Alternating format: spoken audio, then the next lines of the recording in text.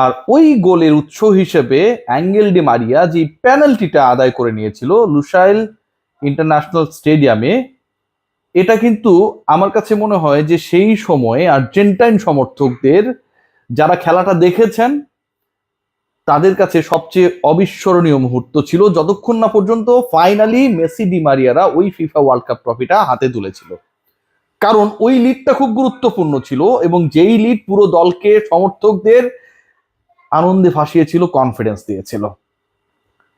দ্বিতীয় যে গোলটা হয়েছিল সেই গোলটা দারুণ এক কাউন্টার অ্যাটাকে অ্যাঙ্গেল ডি মারিয়া করেছিলেন।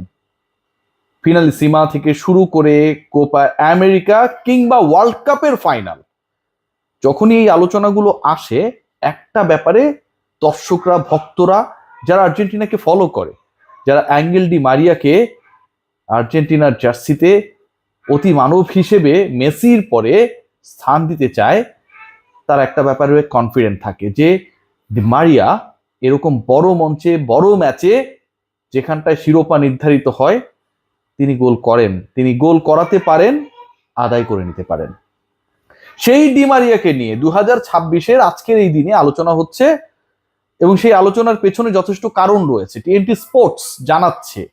এবং আপনারা যদি থ্রেডে খোঁজ নিয়ে দেখেন, গুগল করে দেখেন, এবং কিছুদিন আগ থেকেই বাংলাদেশের যে গণমাধ্যমগুলো রয়েছে তারাও মোটামুটি ওই টোকাটা দেওয়া শুরু করেছে যে 26 বিশ্বকাপের দলে আর্জেন্টিনার হয়ে কি ডি মারিয়া খেলবেন।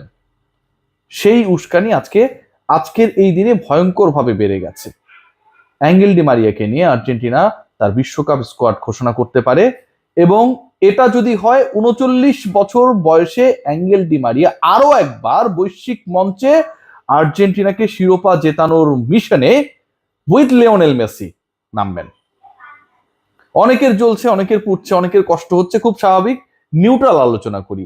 একটা বিশ্বকাপের সৌন্দর্য কোথায়, যেখানে রোনালদো খেলবে, মেসি খেলবে, ডি মারিয়ার মতো ফুটবলার থাকবে, যেখানটায় আপনি এমবাপ্পেদের দেখবেন, এখানটায় না বিউটি।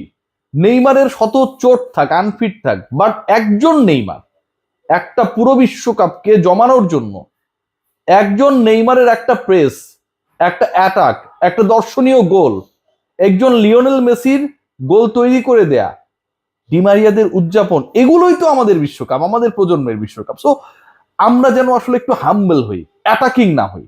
অ্যাঙ্গেল ডি মারিয়াকে নিয়ে যে আলোচনাটা হচ্ছে, আমার কাছে মনে হয় 26 ওয়ার্ল্ড কাপকে জমকালো করার জন্য, আরো বেশি এক্সাইটিং করার জন্য, আরো বেশি, this is very much important. এই আলোচনার পালে হাওয়া দিয়েছে 2022-এর অগাস্টে হওয়া কিছু রিপোর্ট। আমি সেই রিপোর্টগুলো নিয়ে যদি জাস্ট একটা লাইন বলি, তাহলে আপনাদের হয়তো বুঝতে অপেক্ষা থাকবে না যে অ্যাঙ্গেল ডি মারিয়া আর্জেন্টিনার বিশ্বকাপ স্কোয়াডে ফাইনালি যদি অ্যাপিয়ার্ড হন, পরের বিশ্বকাপে আর্জেন্টিনাকে শিরোপা ধরে রাখার মিশনে যদি অ্যাঙ্গেল ডি মারিয়া লিওনেল মেসির সাথে ওই অ্যাটাকিং লাইন আপে থাকেন, তাহলে কেন আপনি অবাক হবেন না।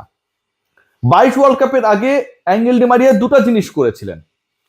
একটা করেছিলেন, সেটা হচ্ছে যে তিনি ফাইনালে গোল করবেন, সেই ঘোষণাটা আগে দিয়েছিলেন। তার স্ত্রী সেই কথাটা বলেছে বিশ্বকাপ জেতার পর, যে মারিয়া এটা কথা বলেছিল, সেটা নিয়ে রিপোর্টও হয়েছে গণমাধ্যমে, গুগল করলে পেয়ে যাবেন। আরেকটা জিনিস তিনি বলেছিলেন, সেটা হচ্ছে তিনি ফাইনালে গোল করবেন, গোল করিয়েছেন, পেনাল্টি আদায় করেছেন, নিজে গোল করেছেন। আরেকটা কথা বলেছেন, যে কথা তিনি রাখেন নাই, সেটা হচ্ছে এই বিশ্বকাপের পরে তিনি আর্জেন্টিনার হয়ে ইন্টারন্যাশনাল ক্যারিয়ারকে টাটা বাই বাই বলে দিবেন। ডি মারিয়া এই কথা রাখেন নাই। এরপরে কোপা আমেরিকায় অ্যাপিয়ার্ড হয়েছেন, খেলেছেন, 24-এ জিতেছেন। আমার কাছে মনে হয় যে angle Di Maria is such a character, তিনি দলে থাকলেই আর্জেন্টিনা 14 ওয়ার্ল্ড কাপটা বাদ দিলে যত আসর আসে, যত ধরনের ফুটবলে, যত টাইপের টুর্নামেন্টস গুলোতে আর্জেন্টিনা খেলে, সেটাই যেন তারা জিতে যায়। ফিনান্সিমায় যদি খেয়াল করেন যে ওয়েম্বলিতে ইতালির বিপক্ষে তার গোল, ফাইনালে গোল, ব্রাজিলের বিপক্ষে মারাকানায় কোপা আমেরিকায় তার গোল, 2022-এর ফাইনালে তার গোল। একজন ফুটবলারের ক্যারিয়ারে প্রাপ্তির যেন কোনো শেষ নেই এবং যা পাওয়া পসিবল সবই তিনি পেয়েছেন। সেটা আন্ডার 20 ওয়ার্ল্ড কাপ জয় থেকে শুরু করে অলিম্পিকে স্বর্ণ জয়, বিশ্বকাপ জয়, কোপা আমেরিকা, সবকিছু। সেই ডি মারিয়া ফাইনালি যে আলোচনাটা ক্রিয়েট করেছেন বা ক্রিয়েটেড হয়েছে, আমার কাছে মনে হয় এটা বাস্তবায়িত হলে তাহলে একটা জিনিসই মাথায় আসবে, যে স্ক্যালোনির একটা মাস্টার প্ল্যান, প্রতিপক্ষ প্রত্যেকটা দলকে নিয়ে প্ল্যান করেছে, গ্রুপিং অনেক আগে হয়েছে, মেন টু মেন মার্কিং যদি আপনি করতে চান, কার এগেনস্টে কে কে কিভাবে খেলবে, কোন দলকে কোন কৌশলে হারাবে, সেগুলোর মোটামুটি ট্যাকটিক্যাল আলোচনাগুলো বা প্ল্যানস গুলো অনেক আগে হয়ে গেছে, কারণ গ্রুপিংটা অনেক আগে হয়ে গেছে।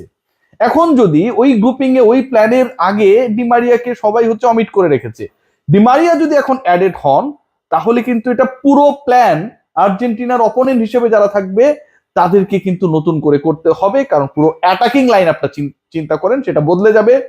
ডিমারিয়ার আলটিমেট রোলটা হবে ডেফিনেটলি নট 90 মিনিটস, তিনি সুপার সাব হিসেবেই নামবেন, হয়তো প্রথমার্ধের পরে, হয়তো আফটার 60 মিনিটস।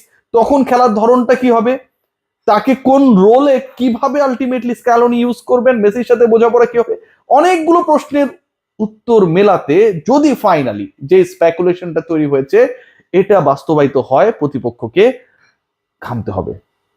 অনেক ঘটনা ঘটেছে এই মাঝখানের সময়টায়, মৃত্যুর হুমকি পেয়েছেন, সেই হুমকি তাকে ধরা হয়েছে, বুট জোড়া 2024-এর পরে তুলে রেখেছেন। লিওনেল মেসি এবং লিওনেল মেসিকে প্রশংসায় ভাসিয়ে কদিন আগে একটা দুর্দান্ত ইন্টারভিউ দিয়েছেন, কিন্তু সবকিছু ছিল আসলে একটা জায়গায় আবদ্ধ, সেটা হচ্ছে অ্যাঙ্গেল ডি মারিয়া যে বিশ্বকাপে খেলবেন সেই ডিসকাশনের বাইরে। এখন যখন সেই ডিসকাশনটা হচ্ছে, এখন যখন ফুটবল নিয়ে যে মানে পয়েন্টস গুলো বা সোর্সেস গুলো কাজ করে, সেখান থেকে যখন এই ডিসকাশনটা হচ্ছে, সেটাকে অবিশ্বাস করার সুযোগ নেই। এবং যখন অ্যাঙ্গেল ডি মারিয়াকে নিয়ে কথা হচ্ছে, আর্জেন্টিনার ফুটবল লাইন আপে যারা এখন পর্যন্ত মানে আমাদের প্রজন্মে অন্তত কিংবদন্তির জায়গায় চলে গেছে, তাদেরকে নিয়ে বিশ্বাস করার কোনো কারণ নেই। I am a big fan of Argentina, but Lionel Messi অবসরে গেছেন, আবার ভেঙে ব্যাক করেছেন, বিশ্বকাপ জিতেছেন। ডিমারিয়া 22 ওয়ার্ল্ড কাপের পরে খেলবেন না ঘোষণা দিয়েছিলেন, তারপরে সেই ঘোষণা পাল্টে তিনি 24-এর কোপা আমেরিকা খেলেছেন। সো এটা একটা মধুর সমস্যা যে তারা এই কাজগুলো করেন। মধুর সমস্যা এই কারণে যে আমরা চাই এগুলো করুক, আর এই কাজগুলো যখন করেন তখন আলটিমেটলি আর্জেন্টিনার জন্য নতুন সুযোগ তৈরি হয়। Let's see what happen. But Angel Di মারিয়াকে কেন্দ্র করে যে অ্যাঙ্গেলে আলোচনাটা তৈরি হয়েছে, আমার কাছে মনে হয় এটা it's going to be very exciting for Argentines, for the fans and the opponents as well. Take care.